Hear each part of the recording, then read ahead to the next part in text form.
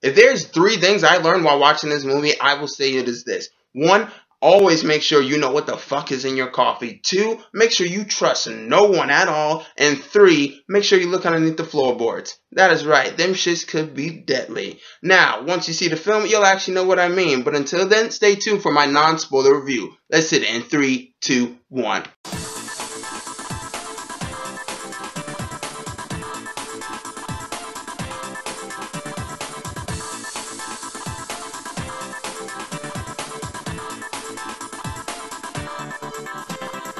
What is up, ladies and gentlemen, YouTube? That is right, I am Chris Smith, and I got a review for you today. Tarantino Week continues on this channel, and it's probably continuing for everybody else. But for me, Tarantino is picking up steam. Now, granted, I was going to do the entire Tarantino movies right before I saw The Hateful Eight, but I had the opportunity to see it, and now here it is. I just saw it, I'm watching it, I'm telling you about it. There are no spoilers in this thing, because I know it has not came out for some people, so there's no spoilers. Just a straight-up review.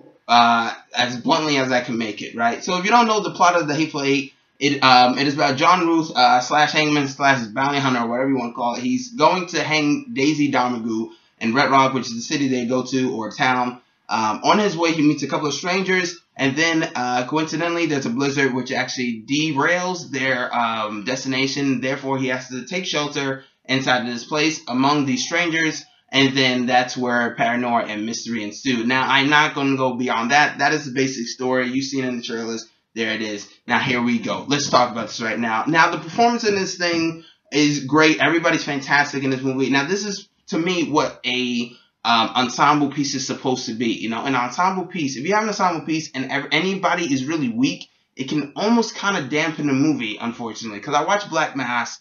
And unfortunately, everybody didn't really keep up to par. Nobody really got enough to do in the movie other than Johnny Depp. And that's a shame because everybody was really talented into the film. But for here, I feel like everybody gets their chance and their moment to shine. And for me, that's what makes this movie work. We have to get a shout out, very quick shout out before I forget. Ennio Morricone, which is the original, the scoring guy. He scored the thing. And Robert Richardson, which is cinematographer. Both of these men should be nominated. Tarantino's first original score ever, and it's a fantastic job he does in this movie. You know, it adds to the tension and the mystery to the point where it, like, if you didn't know, he said, Tarantino said he got a bit inspired by The Thing, and some of the scoring here did kind of remind me of The Thing, kind of a bit heart pounding, a little bit intriguing. You know, it makes you want to kind of go on this, you know, wild mystery. It's a bit of a Guess Who. Did it, you know, it's, and also to add to the plot, you know, it's a bit of like who's working with Domergue and who's not or whatever, and then, you know, a whole bunch of things kind of ensue, and it will keep you guessing to the end as to what it is. And also, I just want to put out there, you know, when you kind of get into the movie and it's broken down in chapters like some Tarantino movies are, when you get into the movie and it's like halfway or whatever done, don't guess, right? Not turn your brain off, but just make sure you're just enjoying the movie first. Don't judge it as to who may or may not be, you know, the culprit in the situation. Just watch the film, and then I think you would get more out of the reveal when it's all said and done. In my opinion, that's just me, because I wouldn't want anybody to like spoil it or whatever. I just would want to kind of know, you know, a blank space, clear my head, and then just watch it as a movie as it is. Now, that's my opinion. But hey, if you want, then go ahead and judge it as you will. But to me, I think you get a better kick out of the reveal when it's all said and done without thinking about it while the movie's still going on. Also, let's talk about some things in here. For the cinematography in this thing, this is a visual movie, right? For the most part, the snow is fantastic. It looks like just it's just a beautiful thing to look at. But at the exact same time, it's not sacrificing the story for a visual, you know, presence, because unlike The Revenant, which I just saw, it kind of sacrificed, you know, visual beauty, or sacrificed the story for visual beauty, and sadly, the movie, to me at least, it kind of suffered from that. It seemed like the director was more interested in putting landscaping and visual shots ahead of the actors, in my opinion, and then the movie slightly suffered. Not a bad movie, but that's just my opinion. Now, for this, let's talk about performances right here. We got to get to performances.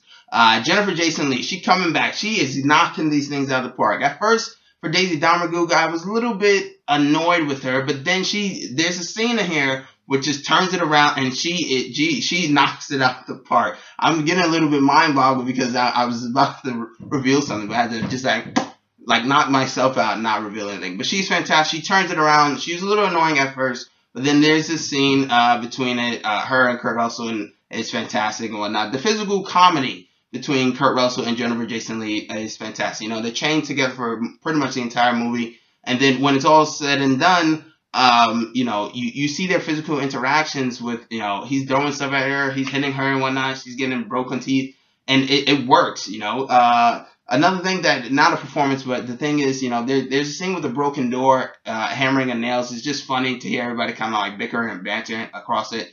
But that was a very funny scene. Also, going back to performances, Michael Madsen, you know, Bruce Stern, Walton Goggins. Walton Goggins, to me, I feel like I haven't seen Justified. So to me, this was like one of his best roles I've seen him do since probably like Shane and The Shield, which I love. So, you know, he's great in here. Bruce Stern is great in here, but unfortunately, if I had to put a negative, Bruce Stern doesn't really have that much to do. It was great seeing him play a, you know, kind of tortured veteran once again, because he played one before. If you know his film biography, you'll get that one. But yes, he's good in the movie, and he's pretty great in the film also. But it doesn't really hit the mark. Mike Madsen also is in here. He's good, but I could have expected a bit more better. Also, Damian Bashir, he's great in here.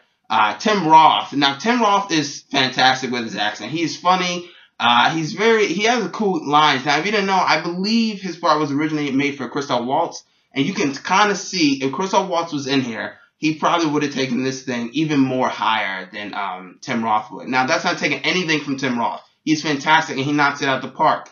But at the exact same time, I'm just saying that Christoph Waltz and Tarantino, they tend to make magic together. So that would have been quite interesting to see them once again together. But yes, this movie, and last but not least, you know, Sam Jackson. You know, Sam Jackson is the star of this movie. Not just, you know, in credits. This guy is the star of this movie. He knocks it out the park. His look is fantastic. His look's got to get. His entire look from his Civil War thing is fantastic. It is a knockout performance by Sam Jackson. His story revealed to Bruce Stern, to me at least, when he's telling the story to Bruce Stern, he's confronting him. To me, it's as good, almost as good, as his Ezekiel speech in Pulp Fiction. That's just my opinion. Now, take that as it will, but that's just my opinion. Now, some things, as I said, some things that really didn't work per se was there's a scene with coffee, right? And I'm not going to ruin it for you, but there's a scene with coffee in the movie that seemed like it was out of Team America, right? It kind of seemed like it was a bit out of place for a Tarantino movie. That's just my opinion. But yes, that's just what I have to kind of pick up on. Now, this movie is one giant mystery. Now, nobody's really a likable person in this film, but I liked that in a way. And you could probably think, well, maybe that's a negative. But no, nobody's really a nice guy. You know, the world is gray, and that's pretty much all Tarantino movies. There's no real good guy. But for this movie particularly, because everybody is in, you know, one small area, when it comes to, like, the mystery, you almost kind of don't know who to, you know, choose. Who's a good guy, who's a bad guy, who's working with who. And that's a good thing, because therefore you can't separate, you know, the good guy side from the bad guy side and tell who's easily working with who. You know, so I liked it that the world was more gray and there was no clear-cut good guy. But back to Sam Jackson real quick. This guy commands the screen, right? He has some of the best lines in the movie, and obviously he's going to have some of the best lines. He's working with Tarantino. Tarantino and Sam Jackson is like De Niro and, you know, Scorsese. They just work very well together. Now, as I said, Kurt Russell, fantastic. I didn't mention Kurt Russell before, but Kurt Russell's fantastic. It's great to see Kurt Russell making a comeback. But everybody's fantastic in the movie except for, you know, not except, but, you know, they could have done more with them. I'm just saying, being Madsen and Bruce Stern. I just thought they could have done more with them. But yes, this movie's going to keep you guessing to the end. It's fantastic mystery. You know, the score, the cinematography, everything is up to par. There are a couple of surprises in this thing, which you probably may see coming, but at the exact same time, it's best to just let you soak that in yourself, you know. Even though I'm reviewing this thing, I just want you to get, reviews are supposed to get you hyped, not necessarily sway your opinion, but get you hyped or kind of help you out picking something, right? It's not supposed to just tell you what to do. I'm just, you know, giving my opinion and telling people what I personally saw in this movie. Now, like I said, this movie's 2:47 maybe without the intermission breaks and whatnot. But yes, this is a fantastic movie. It gets the job done. It touches on race and discrimination in only a way Tarantino could do.